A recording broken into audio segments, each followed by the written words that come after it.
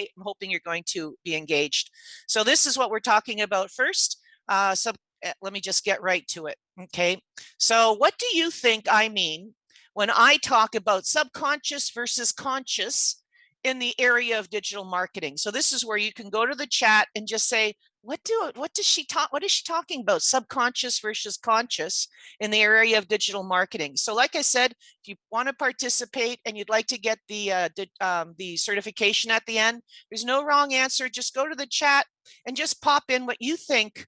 I mean, thank you. Everyone's doing it. It looks like popcorn going on. So I can't see the answers because I'm presenting. This mode doesn't let me see them.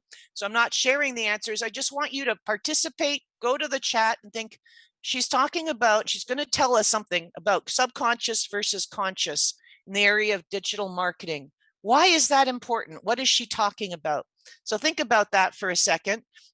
Please go and put in what you think. Honestly, if you participate, you're going to feel more engaged and you're going to get more out of it. And wait for a couple of more. Okay, we've got more than half of the people who have participated. Awesome. You guys rock.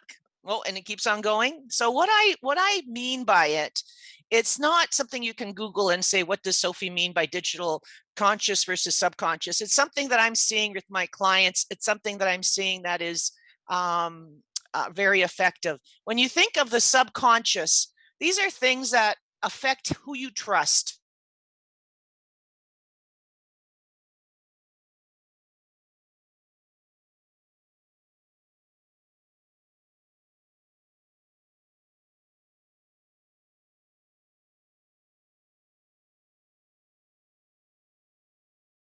Starts feeding your subconscious. Conscious is where you directly know that you are looking for a car. When I was asking Scott, hey Scott, I'm looking for a car. I'm consciously looking for a vehicle that's a certain size, so I can put a platform mattress in the back and camp in it. Subconsciously, I have certain funky ideas of what I want to do. So how does that impact on social media? And this is what I really want to get across to you. So subconscious, people go to Facebook and they're on it while they're watching television, and they're going through and they are seeing what their friends are liking. They're seeing what their friends are commenting, and they're subconsciously trusting a brand because one of their friends liked it versus just the brand having a message that they see. So if you are a car company, for example, I'll pick on Scott because you happen to be the face that's on my screen. And so, so if I see, Scott talking about him, maybe he coaches Little League, and maybe their Little League has the car company's logo on it. And so it looks familiar to me. And maybe I love Little League. And for some reason, subconsciously, hey, who's writing on my thing? Am I doing that? That's so cool. Anyways, so subconsciously, I'm starting to like Scott's car company, but I may not even know why. So these are things that you do subconsciously on social media because people are on there to enjoy themselves. They're on there to, stalk their friends or their kids. They're on there to just kind of spend some time because they're isolated at home. So subconsciously you put a story out there, and that's what we're going to talk about, strategy as to what is that story you want to put out there. What do you want them to think about you subconsciously? So that would happen on Instagram. They're scrolling through Instagram. They're seeing something called stories. They're seeing posts. So what do you want them subconsciously to know about you? Same thing on LinkedIn. They might be going to LinkedIn to look for something subconsciously. Twitter is more in the now. They're going to go to Twitter if they're looking for news more so these days than when we first started with Twitter. I used to put all my retail clients on it. Now I'm finding that if you're a municipality or if you're a center that has news, whatever kind of news, it could be support for small businesses. It could be news as to, there's power outage. So depending on the type of news, Twitter is more where it's at. So subconsciously it's over here, and then consciously you might go to Google, and I do go to Google to search for vehicles for sale. Now if that company comes up that I trusted over here in the subconscious, I'm going to pay more attention to it because it's now I've got some trust to it somewhere in my subconscious. So I have choices to make in the conscious world, and I'm going to click on the one I trust. So I put LinkedIn over on the conscious and subconscious side, as you can see, because people now are using LinkedIn as a vehicle to go to and search for an accountant or a lawyer or another professional type of service, or to hire someone. So that's pretty just it's something that I came up with that I really wanted to share with you, the subconscious versus conscious. And let me just share with you an example of the subconscious. This is Dow Corn. One of the companies I help train is SO Pure Loyal, and they're resellers across Canada. And this is one of their incredible resellers that are doing a great job on social media. They're B2B. They sell fuel to and lubricants to fleet and to agricultural services, as well as to other as well as to homes. So what they put up, instead of saying we have a great service team and put up a flyer of their service team, what they did on Facebook was, during these icy grip, dedicated team of professionals will be working with confidence to provide exceptional service on time. We hate to disappoint. Hulk and Chuckles are their two dogs like they put up there, wrapped up in a blanket. And what they asked was, for fun, share a picture of your pet staying warm, happy inside. So instead of just saying to people, I am on Facebook and I sell fuel, what they did was they put something out there that subconsciously people say, oh, isn't Alcorn cute? I really, I like Alcorn. And I'm even going to share a picture of my dog on Alcorn's. Did I do this? Who painted on my, that's interesting. I must have done that and not realize that. Wonder how you get rid of it. Anyways, and then subconsciously people are putting up pictures of their own pets inside, and it's causing trust. It's a subconscious kind of effort, but it's giving them some trust, and people are realizing, oh, that's what they do for a living. Okay, that's very cool. Fuel communities is what they put in there. Love my pet. So on the conscious side, if I go to Google, and this is what I mean by the conscious side, and I search for a fuel and lube provider in Sarnia, that's where they're one of the locations they're located. They come up over here, and you can see that they're coming up. I might remember that I trust them for some reason. I might not know why I like them and why I trust them, but you can see I've got choices to make on the Google search results. You probably can't see what it is, but there's a few of them. And because we've done all the training and they're amazing, they have what's called a Google listing that comes up. I'm going to be sharing with you the power of Google listing. They're free. A lot of people aren't claiming their Google listings. Once you claim it, it comes up for free beside the Google search results. And it's a beautiful thing. And you can put on there your hours. Oh, hey, Google, stop. Sorry, I have to spell. Stop talking to me. I have to spell her name. I swear, or else or maybe I should unplug her while we're doing this. Anyway, she keeps on answering and trying to reply whenever I say it. So how do you, anyways, okay, she really interrupted me there. So the GOOGLE on the side listing is one that I'm going to talk about in a session later on. And it's critical, it's free. And let me just tell you up front why it's so important.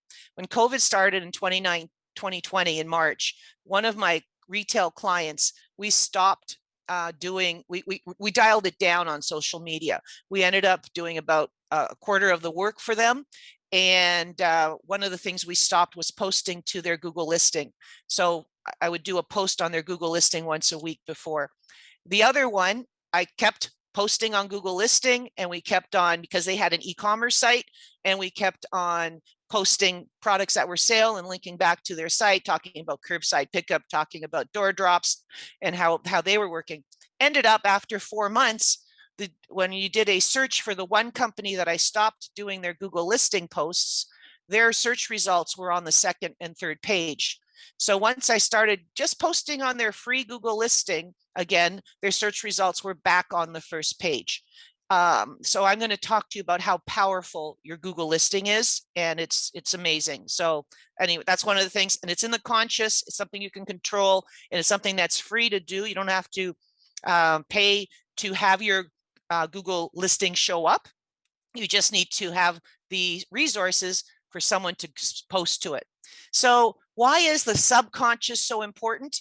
They say that 81%, and this is an old stat, I've seen it up as high as 93% of people will purchase something based on their subconscious, based on the acts of their friends. So their friend purchased something, so they trust it more than just seeing the brand has a post and they're boosting it and they're seeing this post on their social media.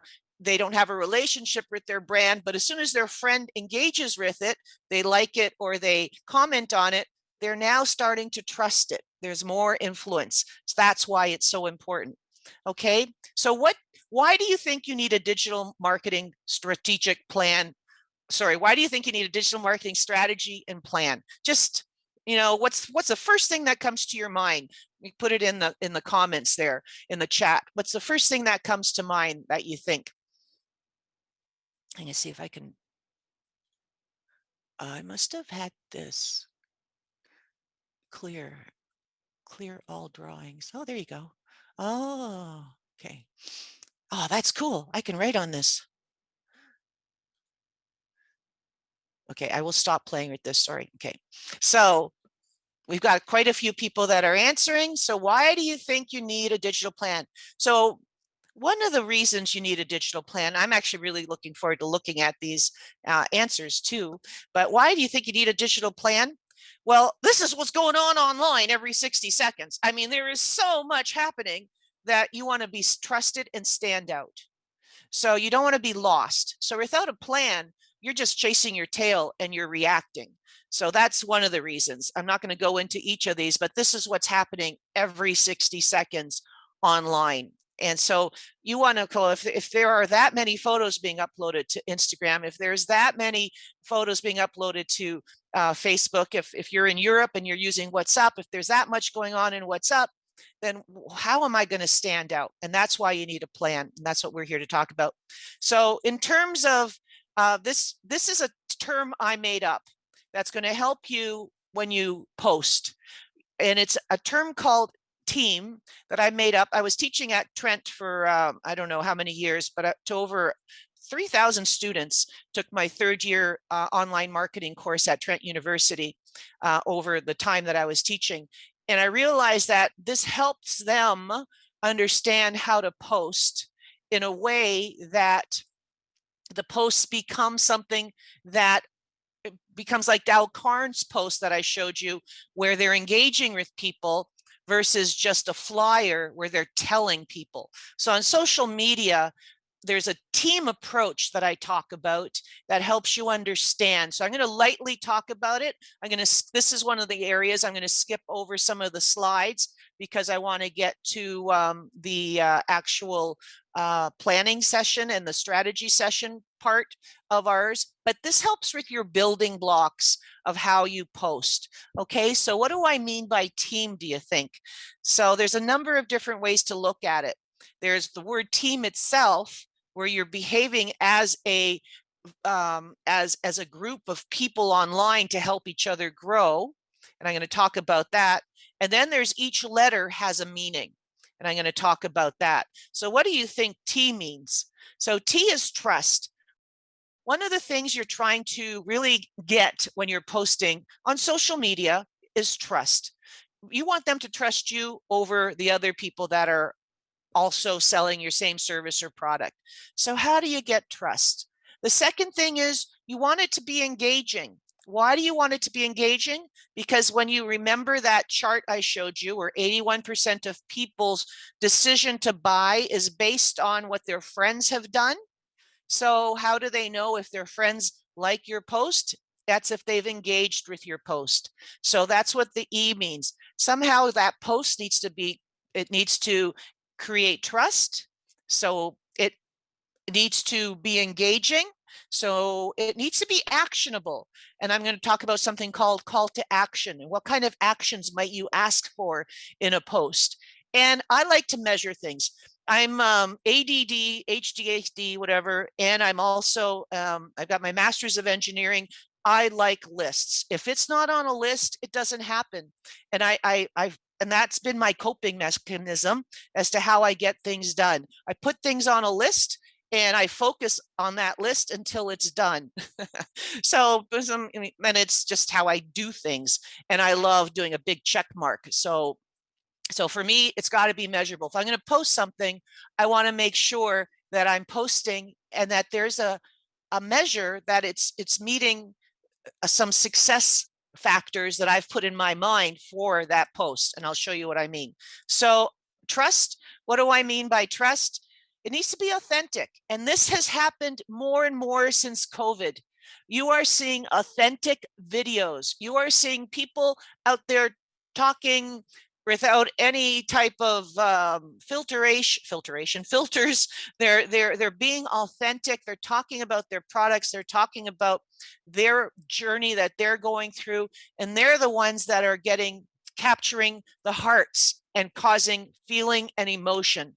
So if you can't feel, you're not going to be trusted. You're not going to be remembered. Feeling causes all sorts of things. It causes trust. It causes emotion, which goes back to that Del Corn post, where it was a post of two of the dogs that they actually have, their staff has, and asked you to share your dogs. But they're talking about energy and how their staff is great and they're ready to come out. So you want it authentic. You want it feelings, and something else, live streams. I'm going to talk about the power of live streams when we do the video session.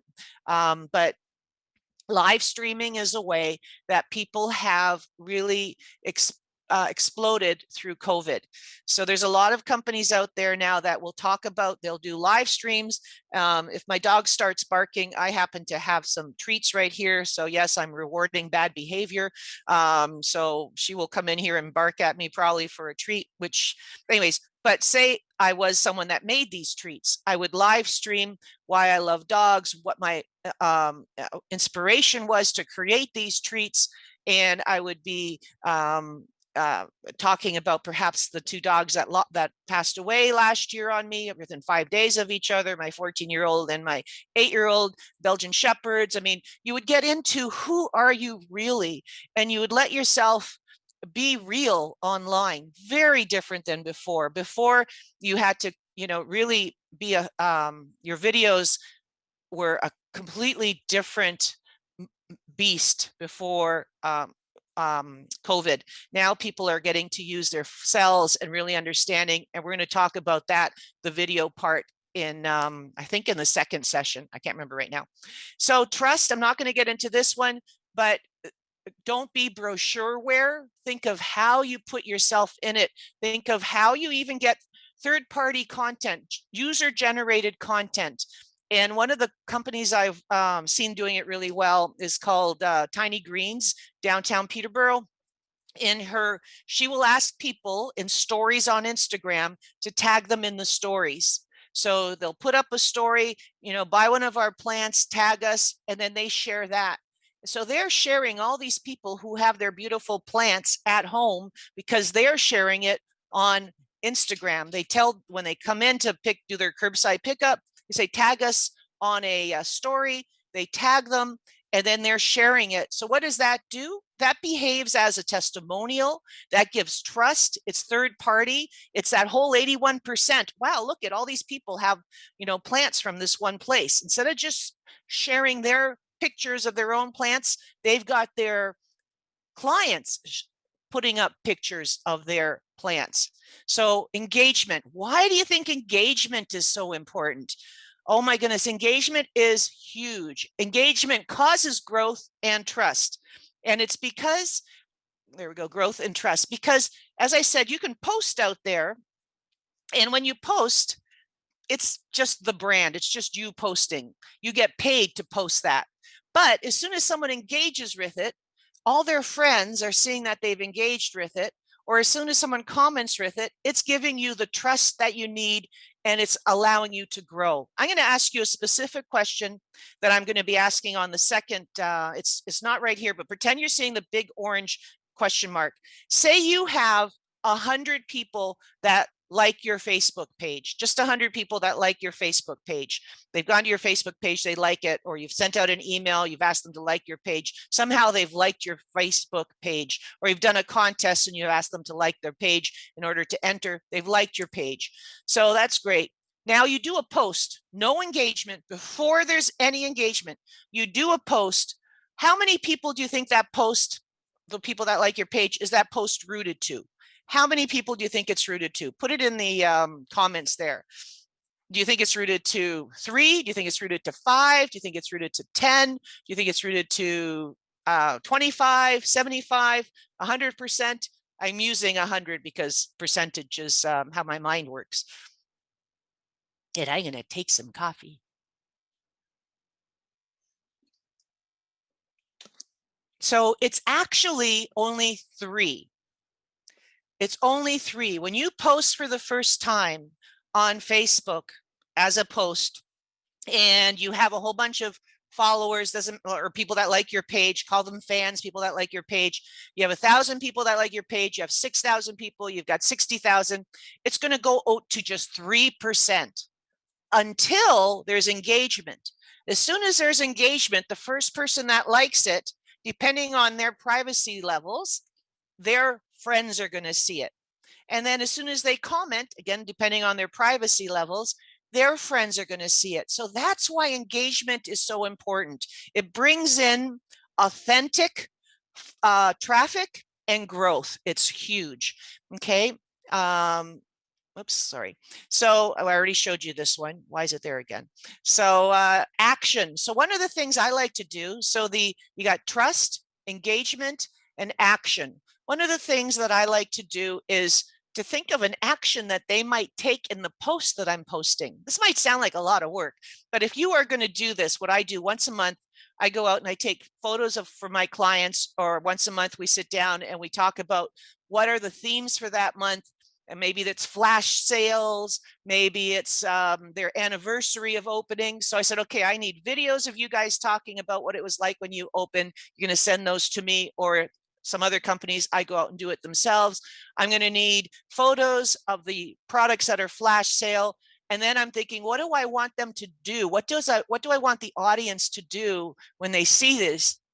So in some cases, if it's a sale and it's on boots, I might have 3 different boots. And I say, these are all our boots on sale right now. Which boots do you like? So I ask a question. So the question becomes, which boots do you like? For the furniture store that I work with, knock on wood, I always put up, which right now I'm doing area rugs. I put up 4 rooms that are identical with 4 different area rugs in that same room. And I say, which area rug do you like best? So my action is for someone to answer what room they like best and which area rug. So what's that doing? It's showing that we have area rugs. It's getting people to engage with it, because that's going to be more authentic than me just pushing it out there. We've got an area rug sale going on. You see what I'm saying? So the action, what action can you have? So there are other actions, but you got it as far as there's so many actions. So whoops. So what kind of actions might you think of in your posts? And you're thinking, I'm going to do a post. I've got posts that I'm thinking of. What kind of actions might I be thinking of? And this is one that it could be, click here to watch a video. It could be click here to find out more information. Give us your email and we will enter you into this contest to get a car for free for a month. Woohoo! And yay! I've seen someone do that, Scott. I don't know what the insurance would be like. And then or click here, like for someone to give you their email, it has to be something that they feel it's worthy of giving you their email. And we're going to talk about that in the email session, the last session today. So call to actions. What do you think? There's so many different call to actions, and I'm hoping you guys are getting some good ideas from what people are putting in the comments. But here's a bunch of them. Buy now, obvious one, buy now. But if you only did buy now, buy now, buy now, Have you already created trust? Have you already got them engaged? So I like to make sure I've got a post about, the kind of quality of furniture we have, for example, ask them which ones they like best, get them entertained and inspired. And then I might let them know that you can call us to buy now. I don't always say buy now, buy now. I like to showcase an employee so they know that we've got the best designers in town. Here's a video that you might want to look at. Sign up for an event. That's a good one. Opt in for a newsletter. If you can, what we've done at Kawartha TV and Stereo is we've created an EVP newsletter. So those EVPs get a notice of sales a few days ahead of time, and that's why they become EVPs. Plus they get 2 years of a warranty on the TVs that they've bought. So we've kind of figured out, how can I get someone to opt in on an email? So that's another thing. More details, downloading documents, linking to your website, asking them to, do they like something or don't they? So asking questions is another example of a call to action. So measurables, this is a bit too much detail, but this is my geeky hat going on. Be specific, measurable, achieve, relevant, and time-based. But I think I might be going a little overboard on this one. What I'd like to show you is this on the left is correct. Your left, my left, your right, I'm not sure. But anyways, I like to learn by all my posts. So I go back and I look at my stats on my posts on a monthly basis, and I see which post did the best. And then I click on it to see what did I do on those posts. So this is in the back end of one of my older Facebook accounts. And I'm going in and I'm looking at, okay, we did a bunch of contests, happy December, more contests, Christmas decor. So this was obviously in December. We had some contest alert going on. So we boosted most of these for just $10 for 2 days to get more, to start the reach. And you can see how this works is this is organic reach and the dark orange is paid reach. So I like measures because I like lists. So I get to go back once a month. I look at my stats on Facebook, on Instagram. And if the client is also on Twitter or on LinkedIn, I look at those stats and I see which posts worked for us last month. And I do that by looking at the measures. So and what always happens is the more engagement I get, the more reach I get, because engagement causes reach and it causes trust. And in all cases, what we were doing was we'd say, contest alert, enter, in this case, new children's snow boots, I think it was, or it looks like snow jackets. And then that weekend, we would sell out of snow jackets. So we would always do that, where we do a contest for 2 days of something that was coming up on the weekend that we know we wanted to sell. And we would sell more of them based on the contest. So it let people know that we sold it. That's why we did the contest. The contest rules are really simple. We would say, tag somebody to enter the contest, tag somebody below who would also like to enter our contest, and make sure you've liked our page. So this one is one of the companies I've been working with. I think we're up to 15,000. They're a local retail store, and then they had to move to pivoting to what's it called? Curbside pickup, but that's kind of neat. So measurable, I like to measure. I like to know what I'm going to measure. I like to go in afterwards and do what works best. From last month, I like to learn. So T.E.A.M is not just the trust, engagement, actionable, and measure when you're thinking about a post, but also I like to remind people you're working together. You need to think of your own team. Bring them together on a monthly basis to think, what's going on? I can't believe how many people work in isolation. They think social media is different from the rest of the company. Well, social media is what people are seeing of your company. And those people include the people that work for you, with you. So everyone should brainstorm. And what I would suggest you do is you bring up that form that I showed you earlier, that little booklet, and say, okay, March is coming up. Let's all sit together. What do you think we could talk about in March? Maybe someone's got a birthday. So you can celebrate their birthday and showcase one of those staff people. That's fun. It's authentic. You're have the excuse of showcasing them. It's a real excuse. You might have a birthday party for them. Maybe you're going to embarrass them. People like seeing people embarrassed. One of the companies I was working with up in Bancroft, were they in Bancroft? Minden. It was one of the things they did was as a thrift had a thrift store, and they had a picture of the employee outside whose birthday it was, and she didn't know her picture was on the door. This was when they were still open, and they came in and everyone seemed to know it was her birthday. So, and then they translated it to all the photos to social media, so it went over really well. Your shoppers, the biggest thing is to get your shoppers engaged. If you can get happy clients to send you pictures that you can post, or for them to post pictures in a car, obviously, situation when they buy a car. I'm sure you know got that, you're able to take a picture of them. People love that. You want to make sure you do have that, but you want happy clients. I remember when I was doing the Camino, there was this one place in Spain, and it was in the middle of nowhere. They happened to literally in the middle of nowhere on a mountain.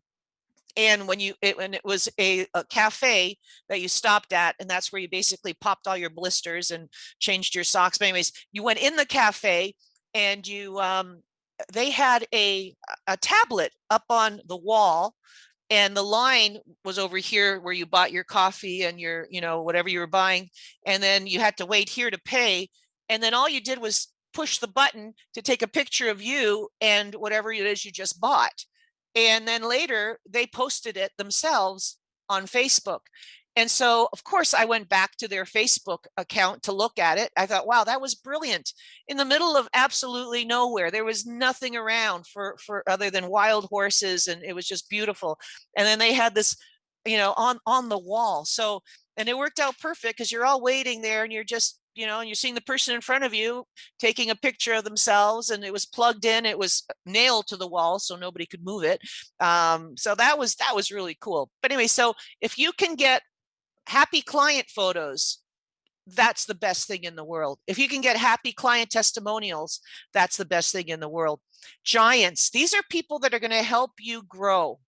These are people that I like to take a step back every month, and when I'm looking forward, I say, okay, so this is International Women's Day coming up in March. Who in our area cares about International Women's Day? Do you have a women's business network? Do you have something like your FemSteam PTBO?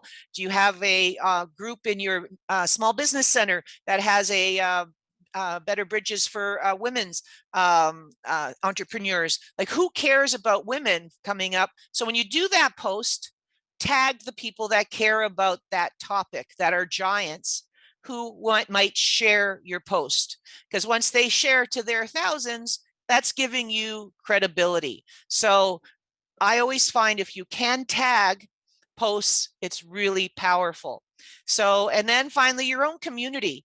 Who are you involved with? How are you giving back? One of the biggest things people have pivoted for since COVID is they want to work with companies who are giving back to their community. They want to work with companies who are doing something for the social good. So look around. One of my clients, he pretended he was Bernie, and he had someone make the mitts for him 3 weeks ago or 2 weeks ago. And so then he went out in front of different companies, retail clients, and pretend he was just sitting there as Bernie, and then he would wave, so he just went all over the place doing that. And now he's auctioned his mittens off, and he's giving the mitten money to the food share in Kawarthas, the Kawartha food share, because they're down in so, like, well, how can you be involved in your community in an authentic way? That really helps. So I'm just going to continue. So now I'm going to show you something really important. If this is all you get from this session, you're going to be fine. You're going to be just fine. This is the competitive audit. So when I start working with somebody, I always start with a competitive audit. Or if once a year I do this for my existing clients, like I said, a lot of them I've worked with for a number of years now. And what is a competitive audit? What do you think in the terms of digital marketing? What do you think a competitive audit is? What is it? Again, you're going to get this whole PowerPoint. What do you think it is? My dog has not barked once. Should I be worried? She's a Northern Rescue, and she's one of the smartest little girls. She stopped emptying the house through the dog door, which is good. Things have been remaining in the house. I was finding everything in the house outside. She had gotten the biggest things through that dog door. It's just amazing. Okay, so let me share with you what I have as a competitive audit. What I do, really simple competitive audit. You can do them a lot more detailed, but really simple. I like to compare your business to 3 competitors. So it could be a local, like everyone's different. Your target market might be regionally defined locally. Your target market might be regionally, it might be defined by a industry group globally. It might be defined by a person's age and sex and interests. So when you know your target market, who is selling to that same target market, your similar product or service. So you want to look at those people as your competitors. What I like to do is I like to look at 1 or 2 usually that are direct competitors. And I like to look at one who's not a competitor, but he's really kicking butt in another community, but selling the same product or service so that I can learn from them. So that's normally what I try to do. And so what do you think I compare? First, I compare my website to theirs.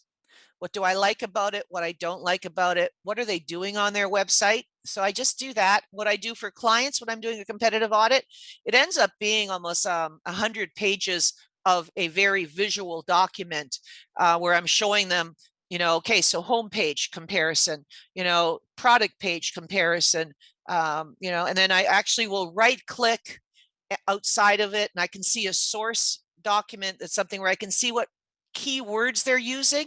So I'm seeing what keywords are they using on their website. So that's a little bit more sophisticated, but I like to do that as well because that's very telling. And then I like to look at each of my social media platforms. So if I've decided that I'm only on Facebook, so I'm going to look at my Facebook compared to theirs. How many likes do I have compared to them?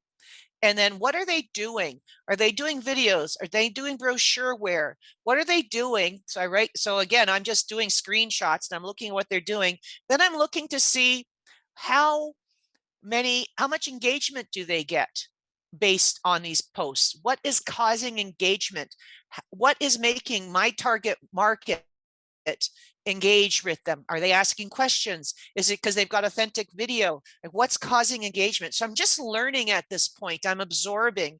And then what I'm going to look at too is as you all know, or you don't, I'm sure you all know, but if you're on Facebook, generally your target market is over 40 years old, male or female.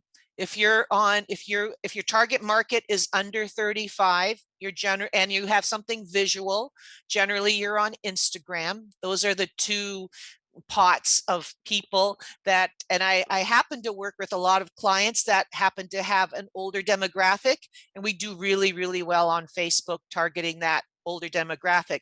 But in one of these cases, it's kind of cool. We're starting to reach into our younger demographic, and I will put up a post where I say, do you like or hate this picture? I remember putting up, it looked like a white chair that looked like it was a hairy chair, a white hairy chair. It was the ugliest thing I've ever seen.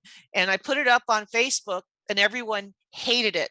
Put it up on Instagram, everyone loved it. And I go, oh, I just love the fact 2 different, like it's so different, the demographics. It was beautiful. And then we had this other client, the one that sells plants. She is rocking it on Instagram, and her sales just exploded when she started doing her sales on Instagram. And I'll show you that when we do the social selling webinar. But so anyways, so you look at the platforms and you see, what are they doing on that platform? Do they have a social store? Are they doing videos? So you start kind of like writing down what they're doing and what's working, and then search for them on Google and see if they have that Google listing. Does it come up? Have they put in their pictures on the Google listing? Have they actually, oh yeah, I could send you my competitive audit book as well. I don't have that here for you guys, but I'll send that to you. I have a little booklet that takes you through how to do a competitive audit. It has this in it, which is the competitive audit that you're going to get right after this webinar. So what you want to do is, your company, look at your Google listing. Do you have reviews? Do you have photos? Do you have 360 photos? Do you have videos? Look at your Facebook. How many likes do you have on your Facebook page? How often are you posting? Is it 3 times a week? Is it once a week? How often are they, or sorry, once a day, twice a day? Twitter, Instagram, I don't know what's on the, oh yeah, I'm missing LinkedIn if you're a business to business. I'm missing WhatsApp if you happen to be in Europe. And then what do you love or hate about your website? So it can be as simple as that. And then you put in your competitors and you look through that. It doesn't take that long, but this is critical for you to do at least once a year. And then what it does is it kind of says, okay, you know what? I am so different than them. Perhaps you're a family-run company and none of them are talking about their families and the legacy they have. That's something you can authentically do that no one else can do. No one else can talk about my VW stories because that's me. That's what I do. No one else can talk about, some of the things that I do. So you got to look at what they're doing. And then from that, look at how are you unique compared to them? If they're doing something really great on video, I suggest you might do some video, but do it different. Don't try and be like them unless they are that competitor who is like not in your area and they're overseas somewhere, or they're, maybe you're in Ontario and they're in California, or in BC. So if it's okay, maybe you can mimic what they're doing, but not if they're in your area. Be unique. What's your unique value proposition? And it's often your people. It's often you. It's often your history is what I'm finding. So this is a big thing, the simple competitive audit. So am I supposed to do Google listing right here? I think I am. Okay, let's do it. So Google listing, what do you think? What is a Google listing? This is perfect. Actually, I'm right on time. What do you think a Google listing is? I kind of told you. So I kind of showed you. I showed you. Okay. So, oh, okay, good. I did that. Interesting. So what do you think the elements of a Google listing? What are in your Google listing? So what do you think's in it? Obviously, I showed you it was a address. Or is it? Does Sophie have a Google listing? She doesn't have an address. She works out of her mysterious location. Can Sophie have a Google listing? I wonder, do you need a physical address to have a Google listing? All of these thoughts are going through your head right now. So, oh my goodness, I didn't know I was having that. So what's in a Google listing? Your photos. You have an identity photo, which I suggest would be your logo. So I'm going to just talk about logos for a second. I had a session yesterday where everyone that I was on that session seemed to have logos that were wide. They were made this way. So when they tried to put them into their Google listing or into their Facebook or into their Instagram, which is a circle, everything was cut off. So one of the things for your logo that isn't part of this session, but I just wanted to share with you. Ruby, come here, Twit. One of the things I wanted to share with you is make sure when you're doing your logo, have a version if you want that's long, that maybe you use some places, but have a version that has the ability to go into a circle, because you're going to find your social media logo area, your profile area, are all circles. You don't want it to be cut off and be really tiny in there in that circle, as well as your Google listing. So you have an identity. It has a cover as well that you can put in there. What I like to do in covers, another tip of mine, is I like to have a cover, and I'm going to show you this when we do the apps. I'm going to show you something called Canva, what I love. So Canva, you go into Canva, and it's a little program that you can create your logo in if you want. You can create covers for Facebook and create covers for your Google listing, and it knows the dimensions already. And I always like to think of what are the 3 things I want people to think of when they think of me. And that's what I put in a cover. I put in maybe that I do digital, I do presentations, maybe that I'm hands-on, so what are the 3 things I want them to know about myself? And I put that into a cover. So they got photos, and you want authentic photos. You can upload videos, upload your products as specific products. You can do a photo of the product, description, a price, a link back to your website if you have e-commerce on your website for them to buy your product, services, the description of the service, link back to your website to book an appointment if you have a booking appointment on your website. Keywords are critical in everything you do. Keywords, Google is like a matchmaking system. If you don't indicate that you sell cars and all you're doing is pictures of cars, you're not going to be found as much as people who say, we have cars for sale and then indicate what they are. So what I always do in any posts that I do on Google, on Facebook, on LinkedIn, is I make sure I put keywords around what I think consciously people are going to be searching for. So in the conscious, as I said, people go to Google and they search for specific things. Those are called keywords. So I make sure that I put those keywords in my Google listing as well in any other posts that I do, and of course on my website.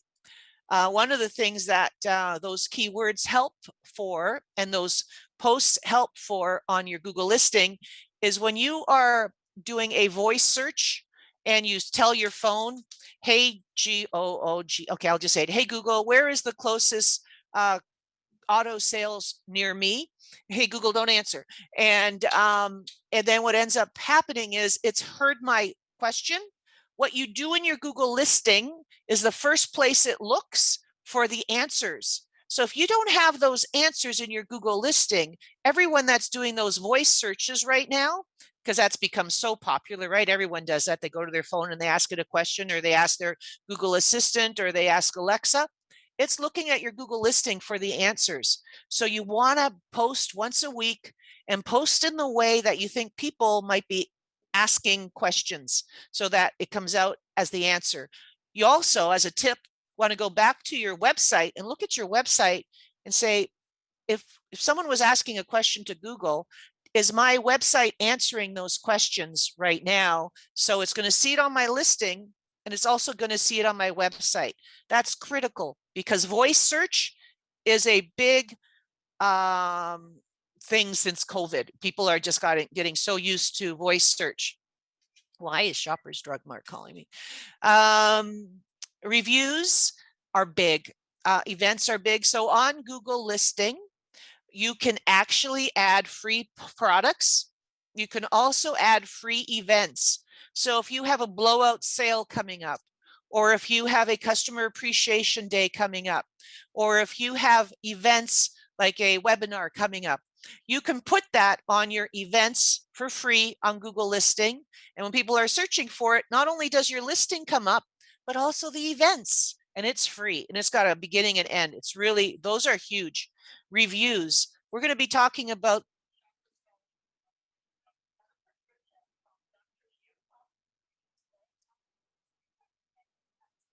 I don't know how to make this stop working. Yes, because he doesn't. Oh, for God's sake, he isn't. Okay, let's not go there. Okay, I will not go there. Why he can't find that person. Okay.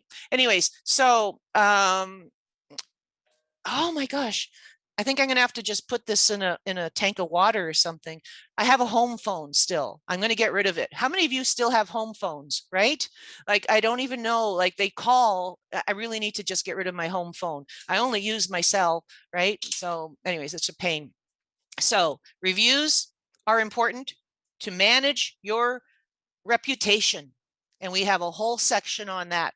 Reviews are huge. Guess what else reviews do? If you have positive reviews, it increases your search engine optimization.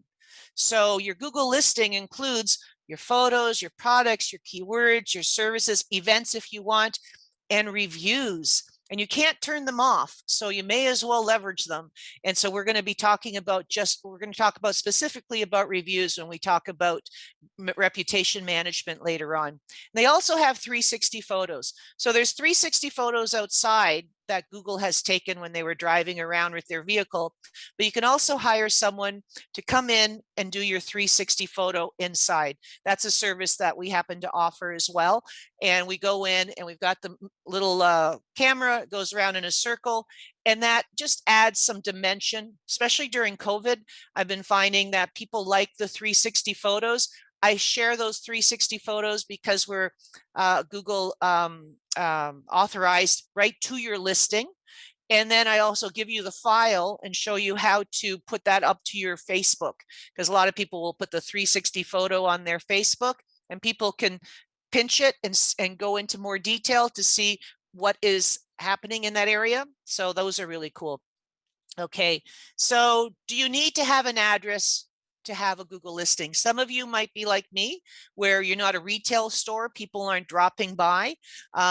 So the answer is, do you think? The answer is no. You don't need to have an address to have a Google listing. So this is me, 123 Digital Power by Sophie and Andrew and Associates. It shows I'm in the Peterborough area. It doesn't show my address. So when you first do it, you need to put in your address to get it verified, and then I remove the address. So I have a whole webinar on how to create your Google listing, and that's one of the things we talk about. So this is helpful. I've got 8 reviews on there. They're all 5s. Thank you very much. Feel free to give me a review if you like. And then we have, I don't know what the heck's going on back there. Of course, if you are a business and you have a retail outlet like these guys do, you can have also your Google listing. So here I look for furniture stores in Peterborough. Knock on Wood is one of the ones that I manage. And you can see it's got 57 reviews, and when it has an address that goes along with it. Okay, so when you go to Google My Business, that's what you're going to go to, Google My Business, claim your business, you claim it. It's going to call your location with a code. Once you put that code in, because it wants to make sure that you are a real business. If you're a new business, what you're going to do is it's going to send a card to your address that you've put in. So you can either do it for an existing business or a new business. And then when you get the card, it has the code. And then once you put the code in, when you go to your Google, so you decide which Gmail account should control my Google business. What I suggest, it be the same Gmail account that controls, pick one Gmail account that is going to control your whole business. That's going to control your Google My Business. And guess what? Google owns YouTube. So it'll also, I like it to also be the one that controls your YouTube account. There's something called Google Analytics that we're not getting into in these next 3 webinars, but your Google Analytics is something that I like to also have. It's free. And there's a code that you get with your Google Analytics. You put that into your website and it shares with you where your visitors are coming from.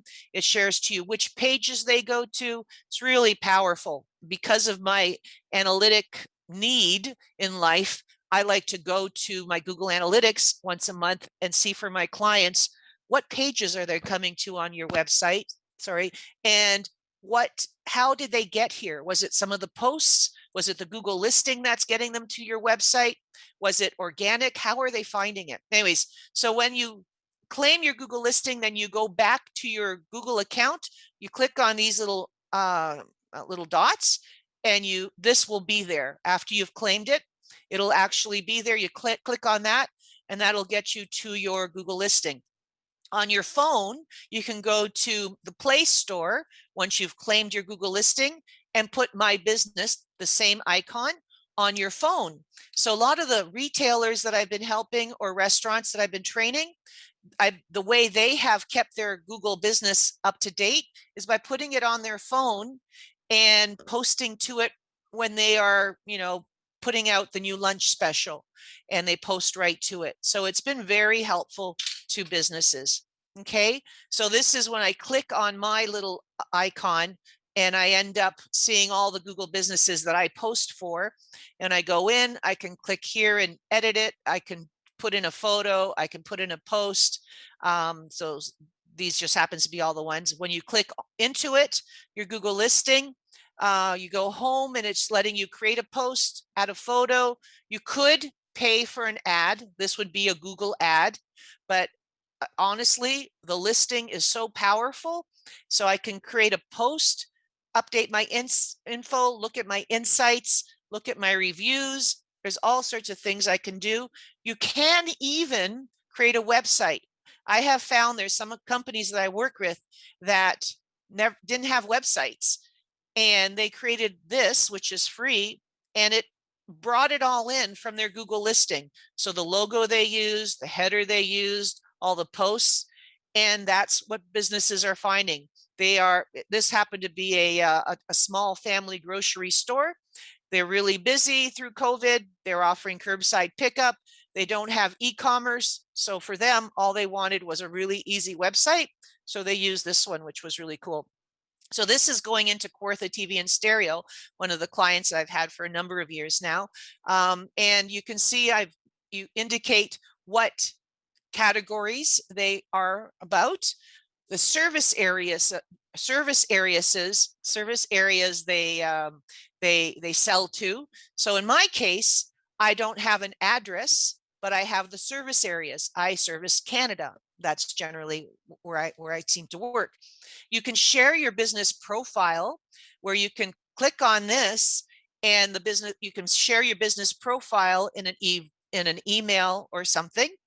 And then what I'm going to show you on the other one, on the one that we're going to do on reputation management, is how to share your reviews. So there's another button like this. I'll tell you now. If you click on reviews, there's a button that comes up that says get more reviews, and you can send that. And that's what my restaurant owners who are doing really well with reviews are doing right from their phone. They'll be with someone and they've shared that with their staff. They all have the link, and they'll say someone who's really happy, and they'll say, would you mind giving us a review? I can send you the link right now. And they send the link, and they have so many reviews, and it's going really well for them. So again, you got to put that in your process. This isn't something that you could put it out as a post. I never thought of that, actually. Give us a review, but generally it's in the now. I'm finding when they're going to do the reviews, when they've had a good experience, I'm finding that works. So let's just finish off with your plan and why customers follow you on social. So why do you think they follow you on social? Like, why would they even follow you? Like, why do they care about you? Why are they following you on social media?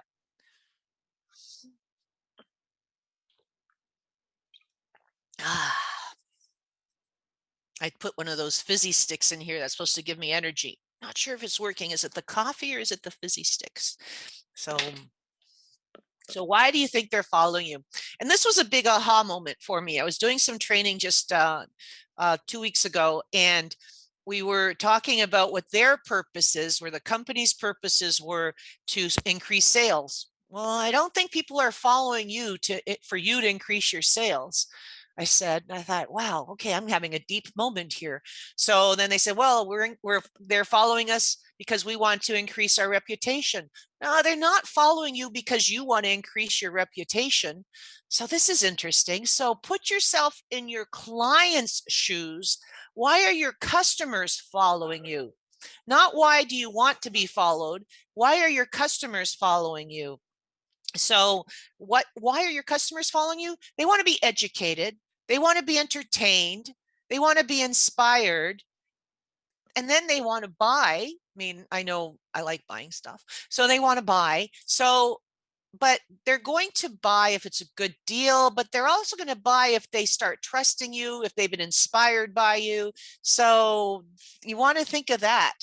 So that's really interesting. So what are the steps? And I'm going to be sharing all of this with you. What are the in the PowerPoint? What are the steps with your social strategy? I have 9 things that I do when I'm doing a social strategy.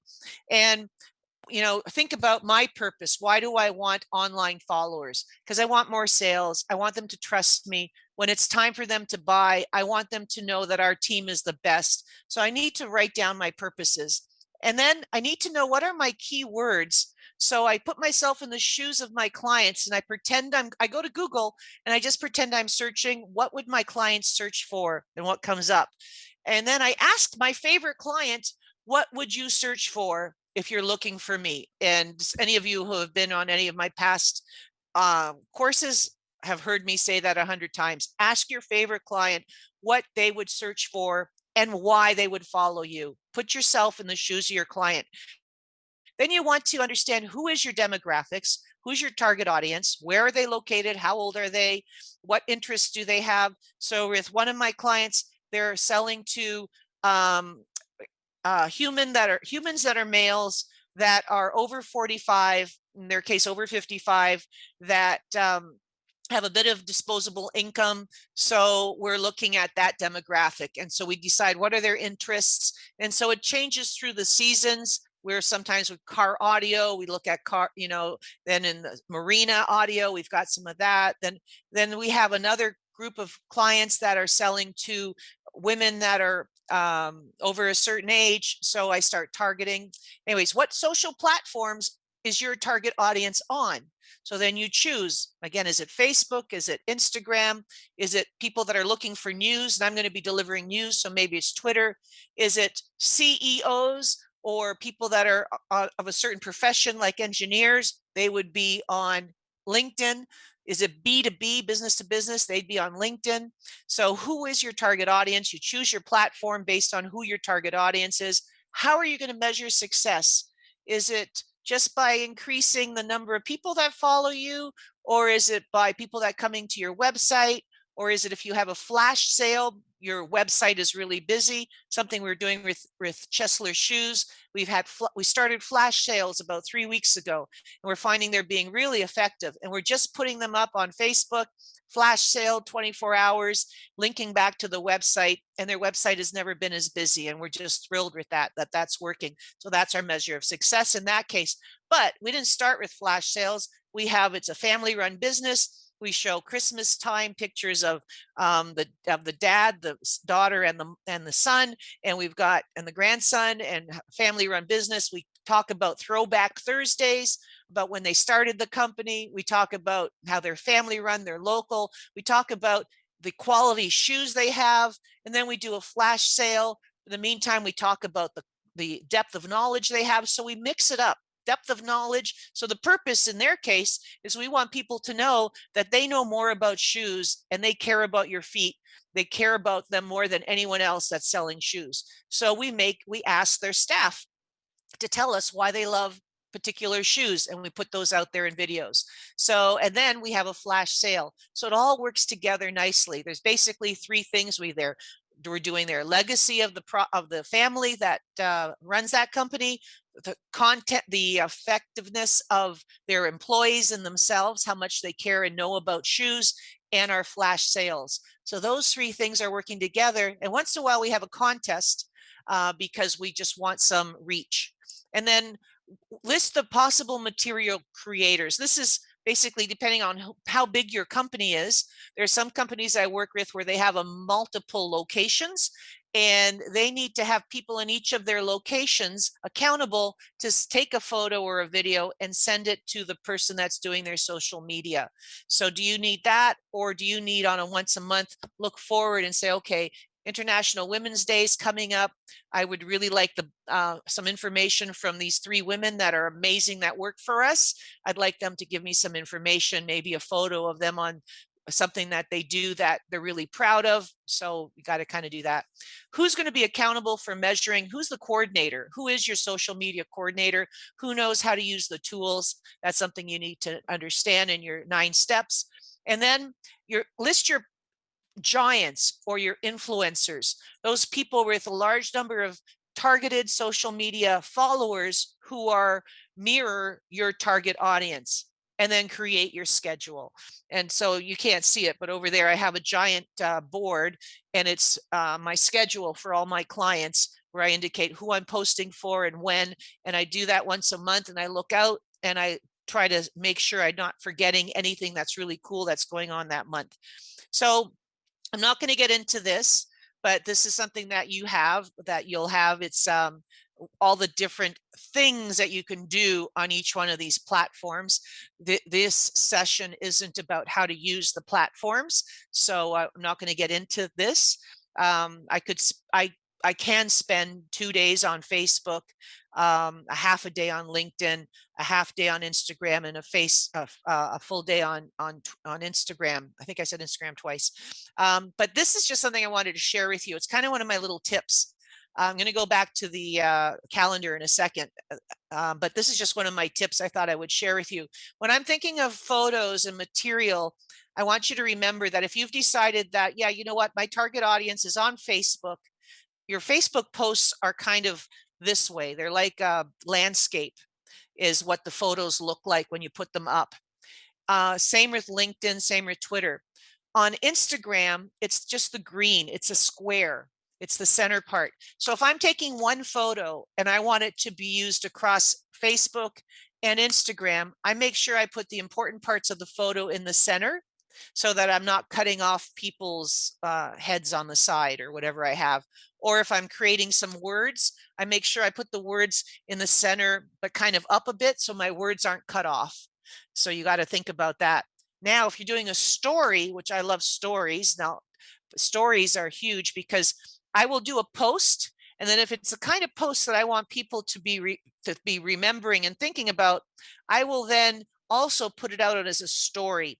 So a post goes out, say you're on Facebook, goes out to 3% of those people that follow you on Facebook or like you on Facebook. Until there's engagement, then it goes back up to the top of people seeing it, then it goes back up to the top when there's more engagement. But if there's no engagement, it's going to get buried, right? But what a story does is, a story, if you want to share it now as a story, that same post or that same photo, and you're repurposing it as a story, it's going to repeat itself on people's story news feeds for 24 hours. So what I like to do is, if I have a flash sale going on for all of Saturday, what I'm going to do is 24 hours before that flash sale starts, like during that flash sale, I'm going to have a story going out about that flash sale, so it reminds people for those 24 hours on the story. So I use it as a reminder. So when I am doing my schedule, I look at, what do I put out as a post, and do I need to resize it to be a Facebook post, a Instagram post, and maybe a story. Now, what I do, sometimes I cheat, whereas I just make sure all the information I want's in the center, and I use that same photo for all 3. So it's kind of like the sweet spot that I've thought I would share with you. It's one of my secrets. So when you look at your own social media purpose, generally it's to instill trust. It's to show that you're an industry leader. It's brand recognition is why you're out there, networking and increasing sales. That's not why people follow you. So you kind of see the difference, right? So you want to make sure when you're instilling trust, okay, so they're going to follow me. If I can inspire them or educate them, they're going to trust me some more. So that's how you're going to be thinking about it. Industry knowledge. So they want to be educated. So how do I do that in an authentic way? Maybe I interview in the car, in Scott's case, maybe he interviews one of the mechanics on how to best care for XYZ. So now you're showing that you have the best mechanics. And you are kind of interviewing on a live stream, maybe every Thursday. It's you're interviewing a mechanic. I'm making this up, and it's just cool. People love to see what's behind the scenes. They're very nosy. They like to see what's behind the scenes everywhere. So don't be worried about taking them behind the scenes. It's going to do a lot of things for you. So here are some ideas of main purposes: showcasing products, showcasing staff, being the expert go-to, increasing traffic to your websites, increasing traffic to your retail stores, improve communication between your clients, traditional customer service. That's huge since COVID. And we're going to talk about that. I don't remember if it's the next session or the last session. Customer service online has become huge, meaning people expect to be able to go to your messenger and talk to somebody live through Facebook or your website or Instagram, whatever, wherever platform you're on. So what we've done in all our clients is there might be someone that's doing social media, but we now also have the person, another person who answers normally answers the phones or answer the emails that come in. They also are now getting all the messages from Messenger on Facebook, so they can answer them in the same customer service way. And those ones that did that when they pivoted with COVID are the ones whose sales have continuously increased, because they're getting clients asking them for more information on that product. They're sending them more information on that product. Some of them didn't have any e-commerce, and so they're doing e-transfers to buy that product, which is cool. Others, because of this, have gotten into some pretty fundamental e-commerce, so people can now be directed. Here's the link to buy it, and I'm going to be showing you different levels of e-commerce when we do the social selling one and e-commerce one. So customer service has been huge. People are looking through COVID for customer service through social media platforms. So calendar ideas. This is the one that I'm going to be sharing with you this as well. And this just shows you a tool that I created for you, that there's two different ways to think of your calendar. One, you take a step back and say, well, it's almost spring, so they should be changing their tires. So it's something that would, for Scott, that would be something that they would do maybe every March. I don't know when it is, where you would tell people how dangerous it is to drive with your winter tires. You put a post out there, but I would rather you go into your tire location, those people that change the tires, and have an interview with someone real there, because that would be so much more authentic than just putting out a photo of a tire, so that would just be so cool. So you kind of look forward to what seasonally works in my industry, what's going on. Then you look at this, you go, okay, what's happening that I can relate to, that in my company I would get behind. And you look at this, and then you go to your, I don't know, when do people start changing tires? I'm not sure when you start telling them about it. Pretend it's April. So in here, you might decide that you're going to remind people about their tires every Tuesday, and that's going to be a post. So that means you want to do a video down with your tire people on maybe a little bit earlier, so you put that out there. Maybe on Wednesday, you're going to do wisdom. I'm just making this up. Maybe you're going to see if there's any birthdays going on in your team. Maybe you do support autistic education in your area. I know we have 5 counties in Peterborough, and I think it's also in Coburg and in a few other places. So maybe you have a relationship with them, and maybe it's something that you want to do a donation that day or something to them. April Fool's Day, that was my mom's birthday.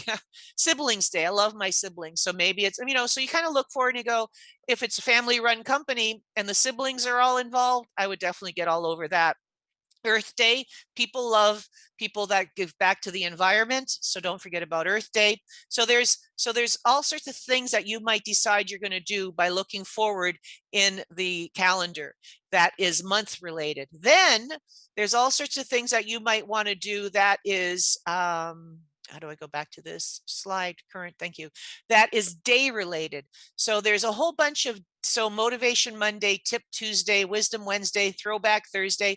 This may not have anything for you, but it might. So I know I work with one client that every Sunday they talk about Fun Day on Sunday, on what they're doing in their community, and they call that Fun Day because they're giving back to their community all the time. On Friday they feature staff, so Featured Friday. So they just use this to help them with their planning. So they take a step back, and some of them that are actually have been in business for a while, or just they want to tell people more about themselves. So they haven't been in business there in that long. They just want to tell people about themselves. Sorry, my arm is giving out. They do throwback Thursdays. So I might do one where I got my undergrad in computer science. That would be cute, that picture. So I mean, you can think about those kind of things going forward. So here's all sorts of different things that I'm going to leave you with.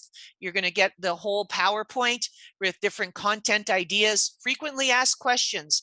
Why are people following you? You want to remember that. So what questions do they want me to answer?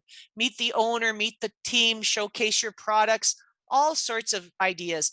I take my testimonials from Google, and I turn them into posts on social media, on Facebook and on Instagram. I will just put them in Canva with quotes around them, and I will brand them for Ortho TV and Stereo. I take the ones for Knock on Wood, for Chesler Shoes, and they seem to do really well as well. So don't forget to indicate who your target audience is, because that will help you target your target audience. And it's really important to define who they are. And I'm giving you some tools here to help you when you get this. There's some links in here. Don't forget to define your keywords. And I've given you a tool here that you can go into it, type in your keyword, and it comes up with other keywords. It'll tell you how many times your keyword has been searched for. So you're going to put in the city or country or areas that is your target audience in this tool, and the keyword that you'd like to use. And it'll give you other keywords and tells you it's based on you buying an ad. So you don't have to buy the ad, but it tells you how often those keywords are searched for. So I like that tool because I like to do things through math. So you're going to be able to list your keywords. And then live streaming. I want to end on this, why live streaming is so important. Remember, I said to you before that when you post on Facebook, it only goes out to 3% of the people that like your business page on Facebook. On Instagram, you post, it goes out to those people that are active on Instagram at that time, that have a relationship with you. But what happens when you live stream, it's authentic because it's real, it's you, but it's also telling all those people that like your page, not just the 3%, hey, so-and-so is live streaming right now. You don't want to miss it. And then once they just start watching it, they don't even have to comment. They're just watching it. It's going to tell all their friends that there's live streaming going on right now, and their friend is watching Scott's live stream.